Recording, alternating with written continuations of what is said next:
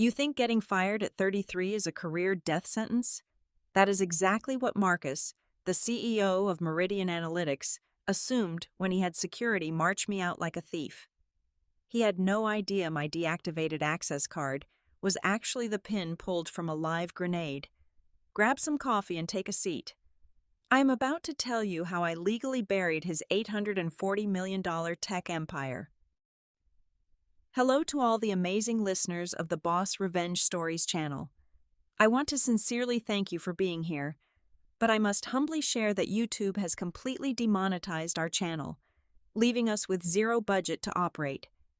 If you find today's story entertaining, please consider supporting us with just $1 so we can pay our hardworking team to cover their living expenses and continue bringing you these stories. You can support us by scanning the QR code on your screen or by clicking the donation link in the video description or comments. My name is Natalie Thomas. I am 33 years old, and until a very specific Thursday afternoon, I was the Director of Data Ethics at Meridian Analytics. The environment in the American tech industry is notoriously ruthless. It is a cold world where loyalty is a complete illusion. Ethics are treated as nothing more than a convenient marketing buzzword, and human beings are viewed simply as data points to be mined, packaged, and sold to the highest bidder. I knew this harsh reality better than anyone else in the building, but knowing it in theory and experiencing it firsthand inside a freezing glass boardroom are two entirely different things. The air conditioning in the executive suite was set low enough to preserve a corpse, which matched the current atmosphere perfectly. Across the sprawling mahogany table sat Marcus, our chief executive officer. He radiated the kind of arrogant, untouchable energy that usually accompanies a padded trust fund and a total lack of a moral compass. Next to him was the Director of Human Resources, a woman whose face was entirely devoid of human emotion, functioning more like a programmed corporate drone than a real person. They had summoned me for an emergency meeting at 3 o'clock sharp. There was no casual greeting. There was no polite small talk. The HR director slid a thin manila folder across the polished surface of the table. She did not even make eye contact with me. She just began reciting a perfectly rehearsed corporate script in a flat, monotonous voice. She talked endlessly about corporate restructuring, shifting market priorities, and moving the company in a different strategic direction to maximize shareholder value. But I knew the actual reason. The real reason was an $840 million merger with Zenith Media. Zenith was a massive, predatory conglomerate that desperately wanted to absorb our company. But they did not just want our predictive algorithms or our shiny software infrastructure. They wanted the raw, unfiltered, highly sensitive data of our user base. We are talking about deep psychological profiles, real-time location histories, and private behavioral patterns of millions of unsuspecting people. As the Director of Data Ethics, my entire job was to ensure this exact nightmare scenario never happened. I was the only person standing in their way. Earlier that week, I had firmly refused to authorize the data transfer. I had planted my feet and explicitly told the board that selling that specific vault of user data was a blatant violation of our core privacy standards and a severe breach of federal regulations. Marcus stopped pretending to listen to the HR director. He leaned back in his expensive leather chair, tenting his fingers together. He looked at me with a disgusting mixture of fake pity and sheer irritation. "Natalie, your rigid obsession with these imaginary moral boundaries is exactly why you do not belong in the big leagues," he sneered, his voice dripping with intense condescension. "You think you are some kind of corporate savior, but you are just a temporary roadblock to progress. We are talking about $840 million. I am not going to let a glorified compliance officer blow up the biggest deal of my entire life over some outdated sense of morality." He leaned forward, placing his hands flat on the table, a smug and punchable grin spreading across his face. "Once you are escorted out of this building, I am going to have the interim director sign an electronic proxy authorization. I will override your system access and bypass your little ethical barricade before 5 o'clock tomorrow. The deal closes on Friday afternoon, with or without your blessing. In the brutal ecosystem of Silicon Valley, this is the exact moment where the fired employee breaks down.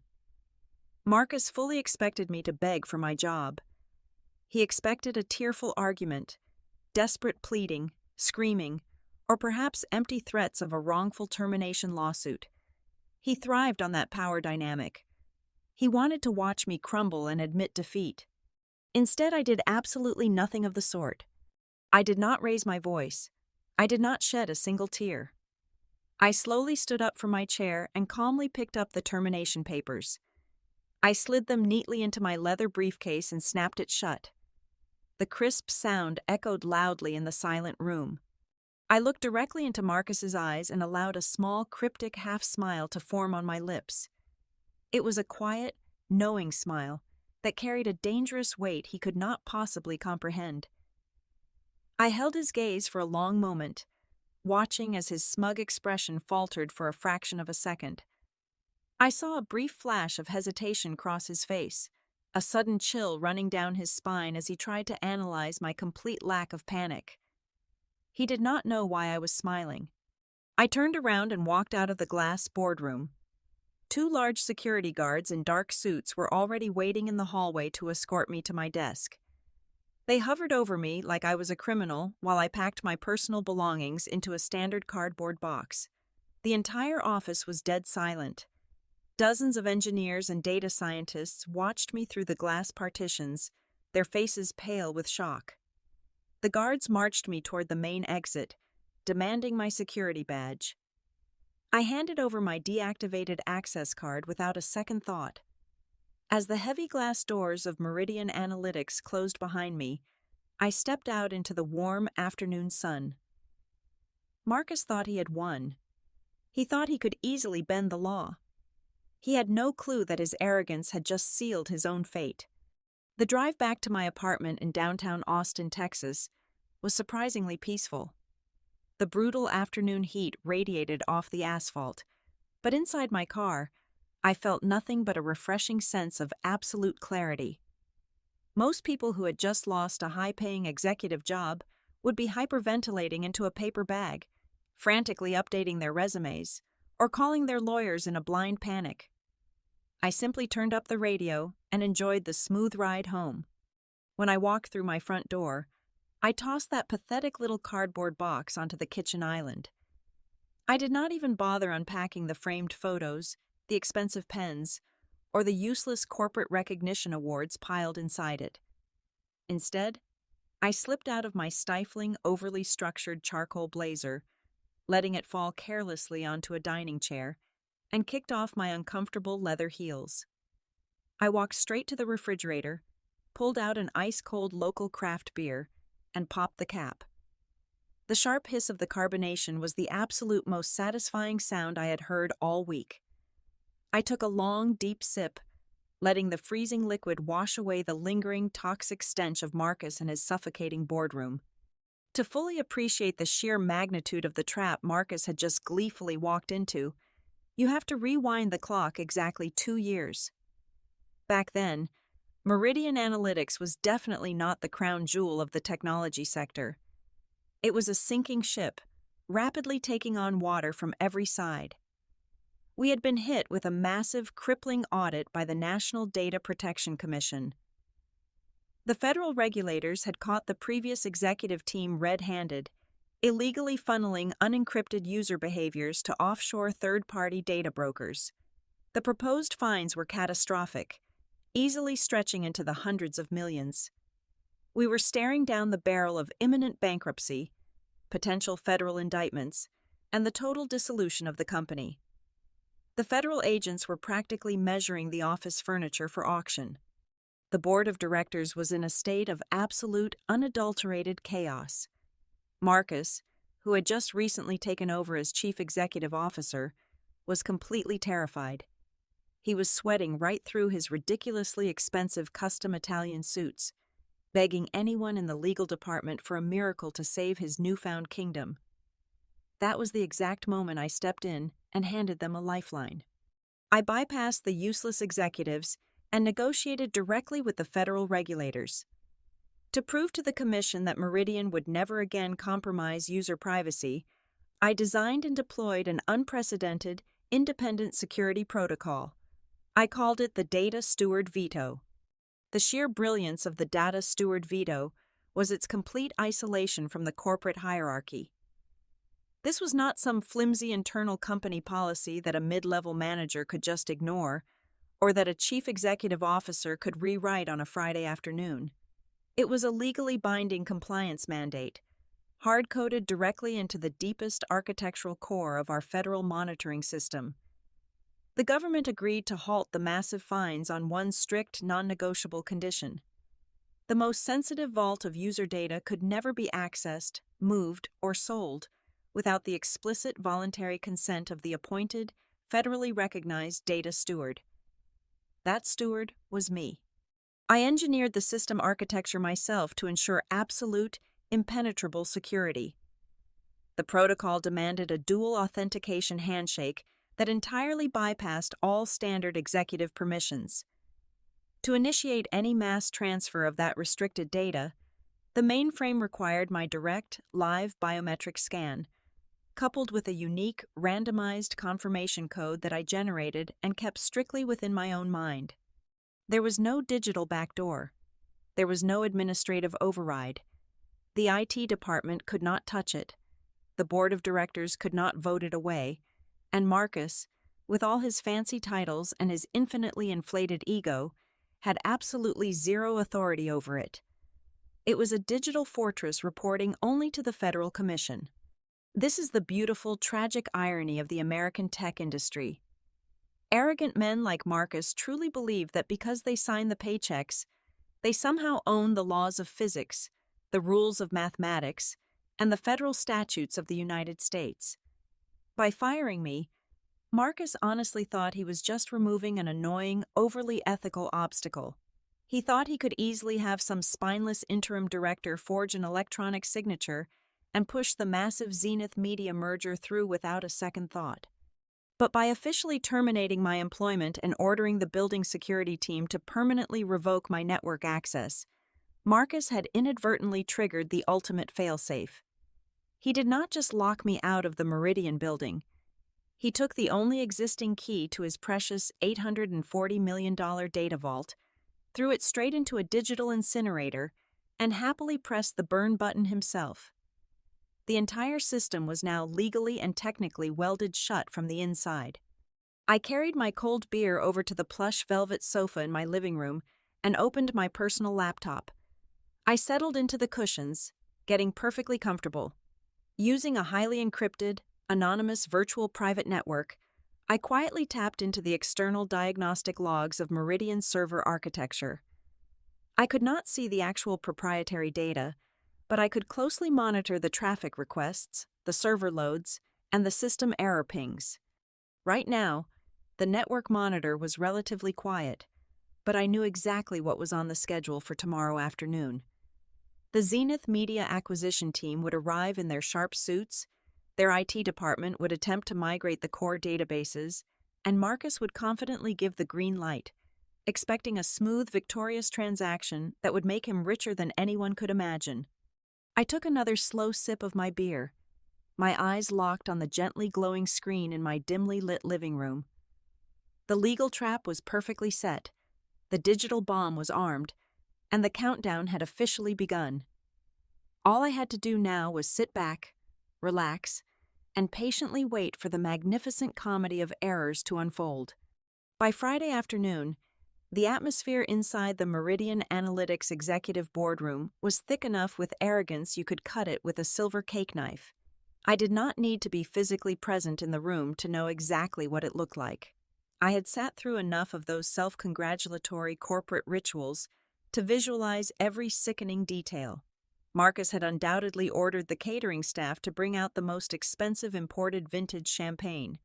He was likely standing at the head of that massive mahogany table, flashing his blindingly white veneers, clinking expensive crystal flutes with the senior legal partners from Zenith Media. They were all wearing tailored suits that cost more than my first car, laughing heartily at unfunny jokes, completely intoxicated by the smell of their own impending wealth. From the quiet comfort of my living room couch, I kept my eyes locked on the scrolling terminal window of my laptop.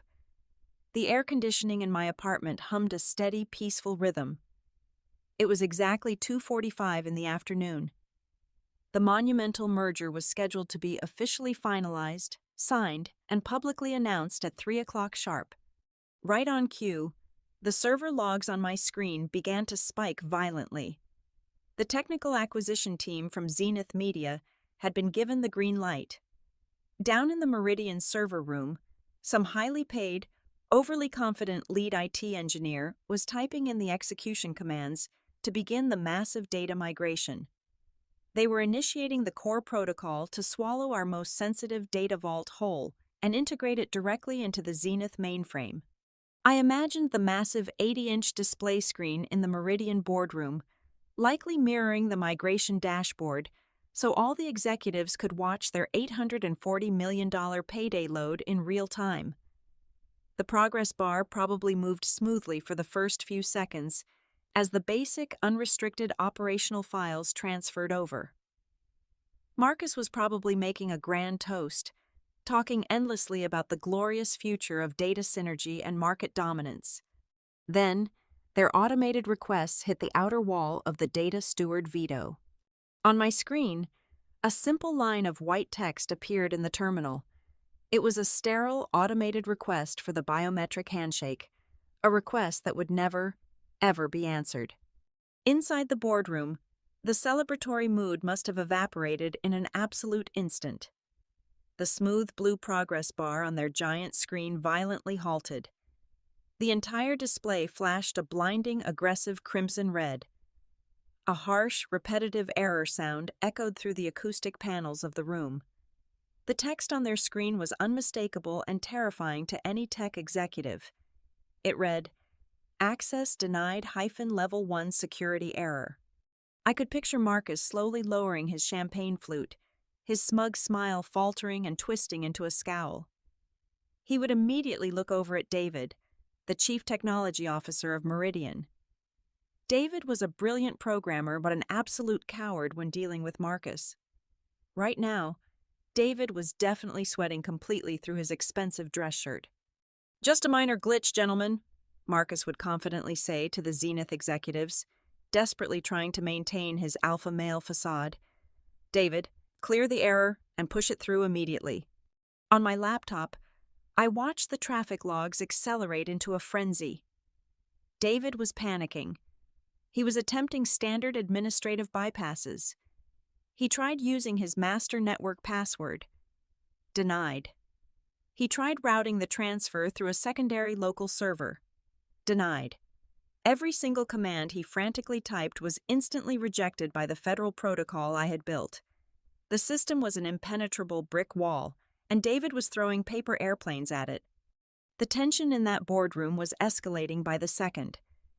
The Zenith lawyers were not paying $840 million to look at a server error. They wanted their user data. They were checking their heavy gold watches. The clock was ticking closer and closer to 3 o'clock. Desperation is a very predictable human emotion. When a cornered animal runs out of options, it attacks blindly.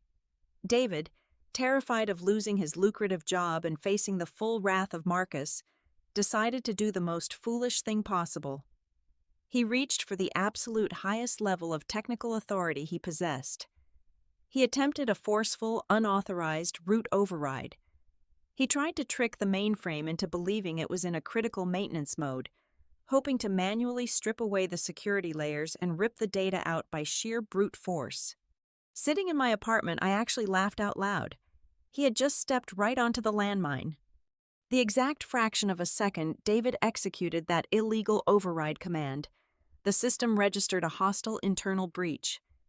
It instantly stopped asking for permission and went straight to war. The ultimate failsafe activated. On my terminal, a massive cascade of red alerts flooded the screen. National Data Protection Commission lockdown mode engaged. Back at the Meridian headquarters, the absolute worst-case scenario unfolded before their very eyes. Every single computer terminal in the building that was connected to the core database froze completely. The physical server farm locked down, aggressively severing all external download pathways. The entire architecture went into a hardened, impenetrable digital shell specifically designed to protect the data from unauthorized corporate theft. In the boardroom, the giant red error message vanished. It was quickly replaced by a new massive line of text that dominated the 80-inch screen. The font was stark white against a pitch-black background, glaring down at Marcus and the Zenith lawyers like a digital Grim Reaper delivering a final verdict. It read, "Federal lockdown initiated. Veto or approval required from Director Natalie Thomas to proceed. All other access permanently suspended." The silence in that room must have been absolutely deafening. There was no more arrogant laughter. There was no more champagne. The undeniable truth was projected in massive letters right in front of them. The woman Marcus had escorted out of the building like a common criminal just yesterday was now the only living person on the planet who could give them their money. He had fired the one person holding the keys to the kingdom. His massive, fragile ego had just collided head-on with a mathematically perfect, legally binding wall of code. The senior lead counsel for Zenith Media did not raise his voice.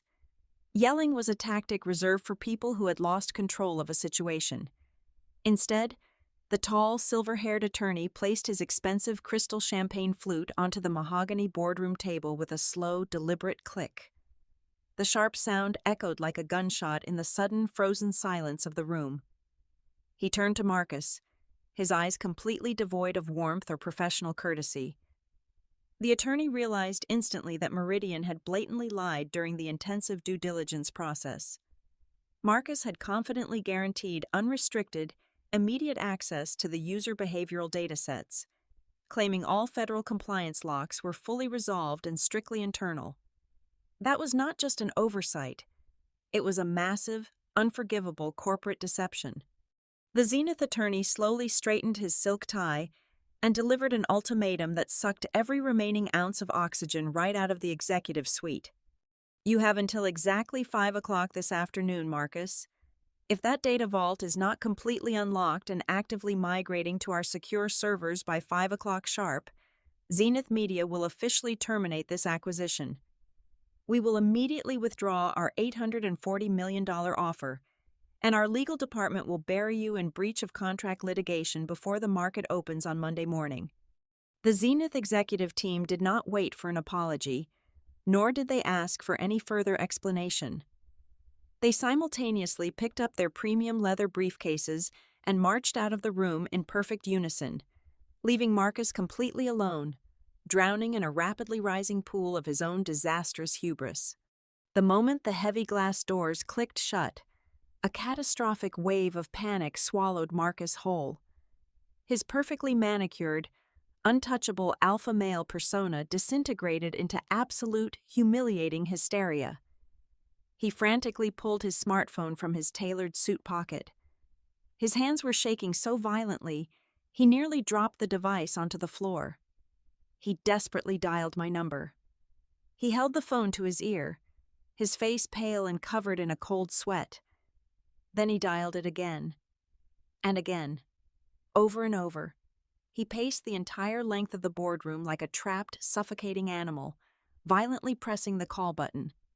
But all he heard was the dull, monotonous, continuous beep of a dead connection. I had blocked his personal number, his corporate number, and the entire Meridian switchboard the exact moment I stepped into my car yesterday afternoon. He was entirely isolated, screaming silently into a digital void. With his phone calls failing and the clock aggressively counting down to that strict 5 o'clock deadline, Marcus realized he needed a physical proxy. He needed someone disposable, someone desperate enough to do his dirty work and bridge the gap. He stormed out of the boardroom and screamed down the hallway for Sarah. Sarah was the vice president of strategic operations. More importantly, she was the exact woman who had enthusiastically stabbed me in the back during the federal audit 2 years ago attempting to throw my entire department under the bus just to protect her own lucrative stock options. She was a ruthless corporate climber who worshipped Marcus and treated basic business ethics like an annoying, curable disease. Now, Marcus was ordering her to fix the completely unfixable. He threw a hastily drafted legal folder into her hands, commanding her to drive across the city of Austin like a maniac and get my signature by any means necessary. Through the geolocation ping on the company car network, which I still casually monitored on the secondary monitor in my living room, I watched her vehicle speed wildly down the highway. She was likely running red lights, swerving through heavy afternoon traffic, absolutely terrified that Marcus would completely destroy her career and reputation if she failed this impossible mission. 20 minutes later, a notification chimed softly from my smartphone resting on the coffee table. Motion detected at the front door. I picked up my phone and calmly opened the security camera application. The high-definition video feed showed Sarah standing on my front porch.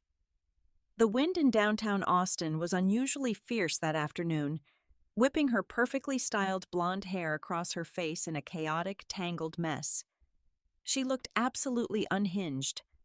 Her designer silk blouse was wrinkled. Her breathing was heavy, and she was violently hammering her fist against my heavy wooden door, her eyes wide with sheer, unfiltered panic. I took another leisurely sip of my cold craft beer. I sank even deeper into the comfortable cushions of my velvet sofa, tapped the small microphone icon on my digital screen, and spoke in the calmest, most cheerful voice imaginable. "Good afternoon, Sarah. To what do I owe this lovely, unexpected surprise visit?" Sarah jumped aggressively at the sudden sound of my voice projecting from the small speaker mounted above the doorbell. She frantically looked directly into the camera lens, holding up the thick manila folder like a pathetic white flag of surrender. "Natalie, please, you have to let me inside. We do not have time for this," she screamed, her voice cracking over the howling wind. "Marcus sent me. It was a huge mistake yesterday. A massive, stupid misunderstanding. He wants to make it right immediately. I have a contract right here for you. A special advisory consultant agreement." She shoved the legal document so close to the camera lens that the autofocus completely blurred the image, but I could just make out the bold numbers printed on the top page. $5 million, Natalie," Sarah practically begged, her professional composure entirely shattered. "A $5 million signing bonus, wired directly to your personal bank account today. All you have to do is let me in, log onto your laptop, and scan your fingerprint to authorize the Zenith data transfer. That is it. $5 million for 10 seconds of your time. Please just open the door." It was a breathtakingly pathetic display of corporate desperation. They truly, deeply believed that everybody had a price.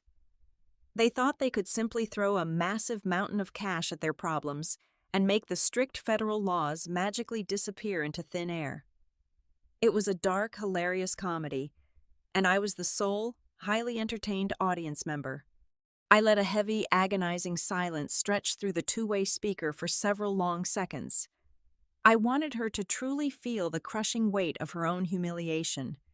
"Well, Sarah," I finally replied, my tone dripping with sweet, icy sarcasm, "that is a very generous offer. It truly is.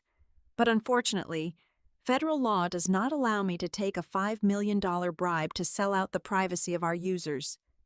You really should read the National Data Protection Commission guidelines when you have a spare moment. They are quite strict about that sort of thing. Natalie, stop playing games with us. Marcus is going to ruin both of us. The Zenith deal completely collapses at 5 o'clock.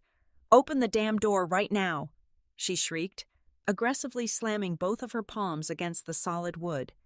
"I am currently off the clock, Sarah, and frankly, the wind out there looks terrible for your complexion. Drive safe." Without waiting for another desperate word from her, I firmly tapped the disconnect button on my smartphone screen. The two-way audio channel went completely dead. I reached over to the main application settings and entirely disabled the porch camera video feed. The digital screen instantly faded to a peaceful, solid black. I tossed the phone back onto the coffee table and leaned my head back, listening to the faint, muffled sounds of Sarah furiously kicking my front door from the outside. She was stranded on a windy porch with a completely useless $5 million contract, stripped of all her corporate power. I took one final, deeply satisfying sip of my drink, knowing with absolute certainty that back at the Meridian headquarters, the real, catastrophic panic was just getting started. The digital clock projected on the boardroom wall was merciless. It read 4:15 in the afternoon. There were exactly 45 minutes remaining until the absolute deadline imposed by Zenith Media. Inside that freezing glass room, the air had grown completely toxic. Marcus was no longer the polished, untouchable executive who had fired me 24 hours earlier. He had devolved into a desperate, cornered beast. His expensive silk tie was violently yanked loose, his tailored jacket was thrown carelessly onto the floor, and his eyes were bloodshot with a manic, terrifying intensity. The thought of losing an $840 million payday was actively destroying his sanity. He paced the length of the room like a caged predator, screaming at his chief technology officer. David was hunched over his laptop, his fingers trembling so violently he could barely type. The massive 80-inch screen still glared back at them with that solid, unforgiving red warning message demanding my biometric approval. "There has to be a back door, David," Marcus roared, his voice cracking with sheer panic. "You built the servers. You manage the hardware. Rip the physical hard drives out of the racks if you have to. Do whatever it takes to get that data flowing right now." David looked up, his face slick with cold sweat, shaking his head frantically. He tried to explain that physical extraction would trigger automatic data corruption algorithms, permanently scrambling the user profiles into useless digital static. The only mathematical way to unlock the vault was to satisfy the protocol's demand for my unique physical fingerprint. It was at that exact moment a dangerous, highly illegal idea sparked inside Marcus's desperate mind. A memory from 3 years ago, before the company upgraded to the proximity keycards. Every employee, including the executive team, used to clock into the building using biometric fingerprint scanners mounted by the elevator banks. That raw physical data was never deleted. It was simply archived deep within the legacy human resources database. Marcus stopped pacing. A chilling, predatory smile stretched across his face. He walked slowly over to David and slammed both hands onto the table, leaning in close. "The legacy attendance system," Marcus whispered, his voice trembling with dangerous excitement. "Her old biometric hash is still stored in the Human Resources Archive. Extract it. Inject her archived fingerprint directly into the federal authentication prompt." David froze completely. All the blood drained from his face. He stared at Marcus as if the chief executive officer had just suggested they set the building on fire. "Marcus, that is a federal crime," David stammered, his voice barely a whisper. "You are asking me to explicitly spoof a biometric signature on a locked national security protocol. If the commission traces a forced injection script, we will not just be fined, we will go to federal prison, both of us." Marcus did not blink. He leaned closer, his eyes burning with a blinding, toxic obsession. The risk of prison was entirely eclipsed by the agonizing threat of losing his massive fortune.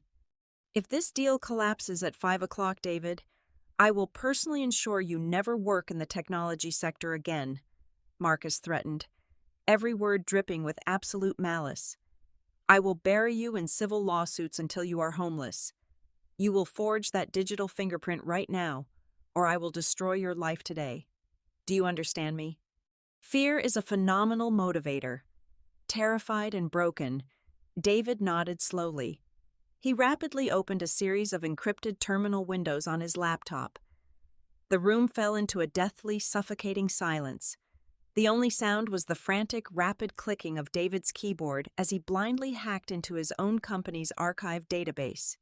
It took him exactly 12 minutes to locate my legacy employee file, isolate the raw hexadecimal code of my old fingerprint scan, and write a custom bridging script designed to force-feed that stolen data directly into the waiting jaws of the security prompt. "I have the biometric hash," David said, his voice completely hollow. "I am pushing the injection script into the federal protocol in 3, 2, 1. Executing now." Everyone in that boardroom completely stopped breathing. Marcus stood frozen, his hands gripping the edge of the mahogany table so tightly his knuckles turned completely white. They all stared intensely at the giant 80-inch display, waiting for the system to react to the forged injection. For 3 agonizing seconds, nothing happened. The screen remained violently red. Then, the red warning text abruptly flickered. The harsh error sound abruptly stopped. The massive screen turned a calming, deep blue. A brand new text box appeared in the center of the display. Biometric signature accepted. Initializing data migration sequence. Beneath the text, a thick green progress bar appeared. It ticked forward. 1%, 2%, 3%. The data was moving. Marcus erupted.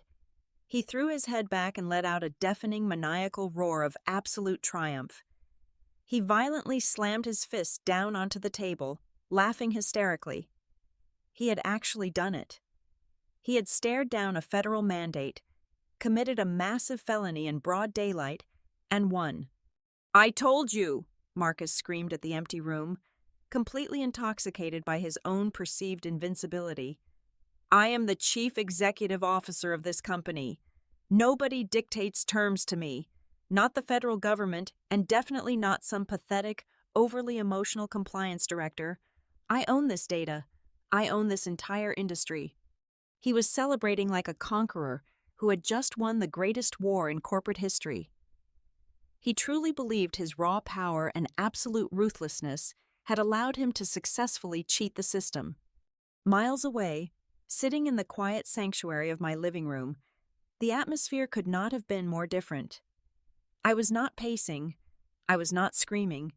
I was casually resting my laptop on my knees, watching the encrypted diagnostic logs scroll across my screen. Suddenly, a single, sharp, incredibly loud beep echoed from my laptop speakers. It was a cold, synthetic sound that immediately cut through the silence of my apartment. The scrolling terminal window on my screen instantly halted. The standard white text was entirely replaced by a glowing, neon yellow notification block. I set my glass of beer down on the coffee table and leaned forward, a deep, incredibly satisfying smirk slowly spreading across my face. I watched the yellow text confirm exactly what I knew would eventually happen. Marcus was a predictable, arrogant fool. I knew the moment Zenith Media cornered him, he would try to cheat. I knew he would eventually realize my old biometric data was still sitting unattended in the legacy archives. I was counting on it. What Marcus and his terrified chief technology officer did not understand was the fundamental architecture of the system I had built. When I negotiated the data steward veto with the Federal Commission 2 years ago, I intentionally designed a highly specific, hidden countermeasure to prevent exactly this type of forced corporate forgery. Injecting my archived fingerprint from a 3-year-old database did not unlock the federal system. A static, copied biometric hash does not carry the active, living pulse required by the true protocol. The system was specifically programmed to recognize the difference between a live, voluntary scan and a dead, injected copy. By forcing that stolen biometric data into the prompt, Marcus had not found a clever backdoor. He had just blindly stepped directly onto a massive, highly sensitive digital landmine. The protocol accepting the fingerprint and showing the green progress bar was nothing but a beautiful, terrifying illusion. It was a fake visual interface designed to keep the attackers distracted, while the true defensive mechanisms quietly activated in the background. Marcus had not bypassed the security. He had just firmly pulled the lever on a catastrophic, irreversible kill switch. The trap was completely sprung, the doors were locked from the outside, and the prey was entirely at my mercy. The fake green progress bar on the giant boardroom screen finally reached 100%. However, the system was not migrating any data to the Zenith servers. It was merely stalling for time, projecting a comforting illusion while the true defensive protocols went to work. Deep within the core server architecture, the forced biometric injection had instantly triggered the absolute veto command. This was the final, irreversible fail-safe I had designed. In a fraction of a millisecond, the security protocol automatically purged all bridging formats. It violently severed every single external connection and permanently froze the Meridian data vault behind layers of military-grade encryption. The company was now completely, legally, and technically locked out of its own product forever. Simultaneously, the system flawlessly executed its secondary, much more lethal directive. It automatically packaged the entire history of the internal security breaches. It gathered the digital logs of the unauthorized root override attempts, the exact timestamp of the legacy database hack, and the undeniable hexadecimal proof of the forged biometric signature. It compiled all of this into a neat, heavily encrypted dossier and transmitted it directly to the secure servers of the National Data Protection Commission and the Federal Bureau of Investigation. Back in the boardroom, it was exactly 4:55 in the afternoon. Marcus, completely oblivious to the silent digital execution that had just occurred, was practically vibrating with triumphant joy. He picked up his crystal champagne flute, ready to propose a grand toast to his own criminal genius. But before the expensive glass could even touch his lips, the heavy doors of the executive suite were violently shoved open. The main lobby elevators had not brought up more corporate lawyers or eager executives. They brought up dozens of federal agents wearing dark black windbreakers with bright yellow letters printed boldly across their backs. They swarmed into the glass room with terrifying precision and absolute authority, their hands resting cautiously on their utility belts. The lead attorney for Zenith Media stood up so fast, his heavy leather chair crashed loudly onto the hardwood floor. He took one look at the federal agents, then looked back at the massive computer screen, and instantly realized Marcus had just tried to forcefully drag his entire conglomerate into a massive federal felony. His face turned completely red with absolute fury. "You arrogant, reckless fool," the Zenith attorney shouted, pointing a shaking finger directly at Marcus. "You just tried to make us an accessory to a federal cybercrime. This deal is entirely dead." The attorney did not wait for an explanation. He simply picked up the massive $840 million acquisition contract from the mahogany table and ripped it directly down the middle. He tossed the torn, useless pieces onto the floor, snapped his premium briefcase shut, and loudly announced to the entire room, "Zenith Media is officially withdrawing from this acquisition, and we will be aggressively suing Meridian Analytics for catastrophic corporate fraud." He and his legal team rapidly exited the room, fleeing the scene to save themselves from the impending federal indictments. The entire $840 million empire completely evaporated into thin air in less than 30 seconds. It was gone. Not a single penny remained. The company was completely worthless. Marcus slowly dropped his champagne flute. The expensive glass shattered into hundreds of pieces against the floor, perfectly mirroring his sudden reality. His legs gave out completely. He collapsed onto his knees, gripping his head with both hands, gasping for air as the devastating weight of his actions finally crushed him. A stern federal agent stepped behind him, pulled his arms roughly behind his back, and the cold, heavy steel of handcuffs clicked sharply around his wrists. The sound echoed through the dead silence of the boardroom. By Monday morning, the chaotic, destructive dust had fully settled. The brutal Texas summer heat was softened by a gentle, cool morning breeze. I was sitting at a small outdoor table at my absolute favorite corner cafe, thoroughly enjoying a perfectly crafted cappuccino and a warm, fresh pastry. I unlocked my tablet and casually opened the morning financial news. The front page headline was massive and incredibly beautiful to read. It detailed the catastrophic weekend collapse and immediate bankruptcy filing of Meridian Analytics. It also featured a highly unflattering photograph of the disgraced chief executive officer being escorted into a federal vehicle.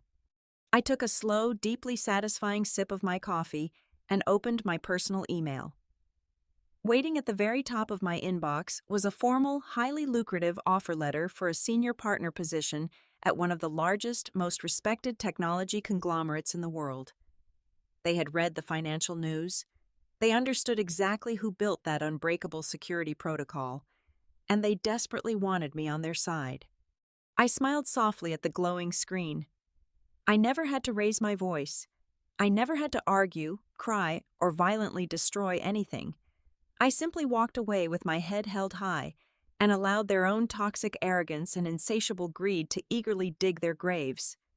To all the wonderful listeners tuning in to the Boss Revenge Stories channel, thank you so sincerely for staying with me until the very end of this journey. I would love to know where you are listening from, so please let me know in the comments below. If you enjoyed today's story and felt the satisfaction of this corporate takedown, please consider helping us out. All it takes is $1. You can support the channel by scanning the donation QR code right here on your screen, or by clicking the donation link provided in the video description and the pinned comment. Your generous support is the only way we can pay our incredibly hard-working staff, allowing them to feed their families and continue creating these amazing stories for you to enjoy. Thank you again, and have a wonderful day.